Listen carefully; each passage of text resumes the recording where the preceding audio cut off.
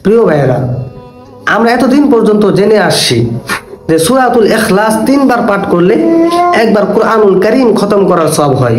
কিন্তু এই হাদিসেই আরো 2টা সূরার কথা বলা হয়েছে, যেই সূরাগুলোর কথা ম্যাক্সিমাম মানুষই আমরা জানি না। সেই 2টা হাদিস, সেই 2টা সূরার হলো আল্লাহ রাসূল সাল্লাল্লাহু আলাইহি ওয়াসাল্লাম ইরশাদ করেছেন, ইযা জুলজিলাত তা'দিলু নিসফাল কুরআন ইযা জুলজিলাতিল আরদ। এই সূরাটা কেউ যদি 2 বার পড়ে তাহলে একবার কুরআনুল কারীম খতম করার সওয়াব প্রদান আল্লাহ তাআলা দান করেন। 2 নাম্বার, কুল হুয়াল্লাহু আহাদ তা'দিলু সুলুসাল কুরআন। সূরাতুল ইখলাস কেউ যদি 3 বার পাঠ করে আল্লাহ তাআলা একটা কুরআনুল কারীম খতম করার সওয়াব প্রদান করেন। 3 নাম্বার, কুল ইয়া আইয়ুহাল কাফিরুন তা'দিলু রুবুআল কুরআন।